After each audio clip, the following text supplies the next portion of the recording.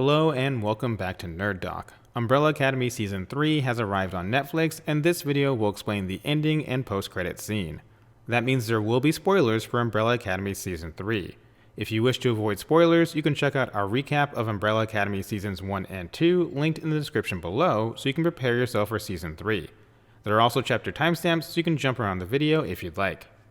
If you have any questions about the ending or post-credit scene that we don't answer here, leave a comment below. And also don't forget to check out our Season 4 predictions and release date speculation video, also linked in the description below, in case you want to know how we expect Season 4 to play out. To be clear, Season 4 hasn't been confirmed by Netflix yet, but it's been rumored for some time now, and was supposedly locked in when showrunner Steve Blackman signed a big deal with Netflix back in early 2020. It isn't official until Netflix makes an announcement, but right now that seems very likely. Most of Season 3 revolves around the Kugelblitz, which is a theoretical physics term that is a concentration of energy, generally in the form of radiation, heat, or light, that is so intense it forms an event horizon and becomes self-trapped. Basically, it's a black hole, but instead of being formed by a collapsing star, it's formed by energy, or more specifically in this case, the energy created by the time paradox of the Umbrella Academy jumping back to 2019, when they shouldn't exist since their parents were killed by Harlan before they were born. So essentially, the time paradox created a black hole that is slowly sucking up all of reality.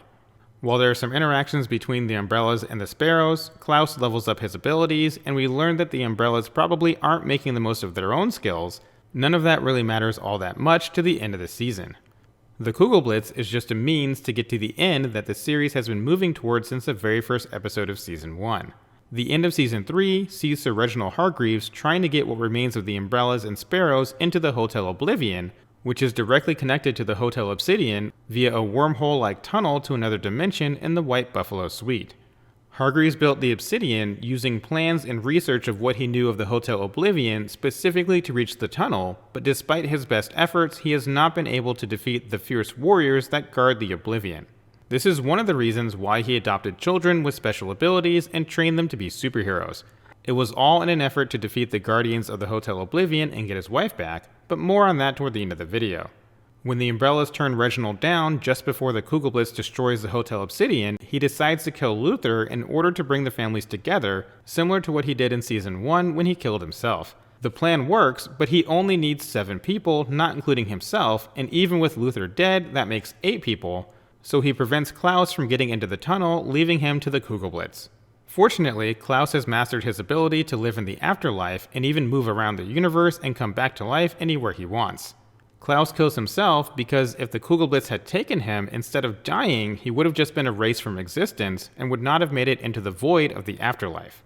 Since Luther is the most virtuous of the Umbrellas, he convinces Klaus to go to the Hotel Oblivion to help out the rest of the family, and especially his new bride, Sloane of the Sparrows.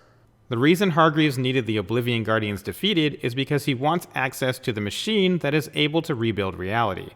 Whoever created the universe built this machine with the Guardians in place to stop people from easily locating the machine and rewriting the world.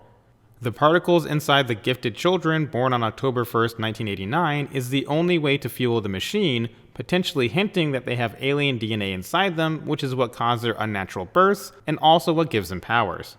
7 people must stand in a specific place inside the Oblivion in order to activate the machine, which drains their life force while it's in operation. As a side note, I just wanted to point out here that while everyone else is in agony, Klaus just seems at peace because he's about to go back to the void of the afterlife where he wanted to stay before stupid Luther convinced him otherwise. Silly Klaus. It should also be known that Hargreeves has known for decades that he needs 7 people to make this work, which is why he specifically adopted 7 children in both timelines. He didn't want more than 7 and he didn't want less than 7 because they were to be used specifically for this mission. Before the Hotel Obsidian was destroyed, Hargreeves made an agreement with Allison. If Allison helped him get the others to agree to come to the Oblivion, he would make sure she got her child and husband back in the new world he would create. Allison agreed to this and claimed that she was unaware that Hargreeves would hurt the family. While that may be the case, she should know Reginald Hargreeves well enough to know he had something nefarious planned for the family, or at least some underlying scheme he wasn't sharing with her. Anyway, Reginald is configuring the new universe, which he likely has knowledge of due to extensive research, but also due to the fact that his own alien civilization was likely descended from the creators of the universe. This allowed him to read the dialect and properly research exactly where to find the machine and how to use it. This is also all very similar to the Matrix trilogy, we're just gonna ignore that fourth film, with Hargreeves essentially being the architect.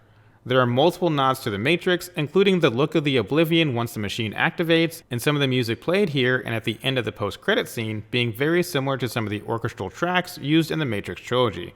Hargreeves is literally able to rewrite the world just like the machines did in the Matrix movies. Once Allison realizes the consequences of her deal with Hargreeves, she tries to stop him with her ability. Unfortunately, the control pod he's in is shielded and her powers won't work. Instead, she grabs the Guardian's weapon and slices Reginald's head open. While the barrier surrounding the control pod deflected Allison's powers, she was still able to physically breach the shield with the weapon. While this does kill Hargreeves, he had just finished his work in SimCity. All that was left was to press the big red button to restart the world with Hargreeves' new specifications. Allison knows this means she'll get her perfect life, and she doesn't really care what else it means, so she presses the button. The next scene shows Allison going to her old house where she lived with Patrick, but this is no longer that reality. This is the new reality that Reginald just created, and making good on his deal with Allison, her daughter Claire is alive and well, and she's also married to Raymond, who now exists in modern times instead of 1960s Dallas. All of this was made by design by Reginald Hargreeves, but those aren't the only changes he made. The world has now been rewritten in Hargreeves' image. Everything is owned by Hargreeves, and most importantly, his wife Abigail is now alive and well, living with him in his high-rise off in the distance, which seems to have taken the place of the old Umbrella Academy mansion.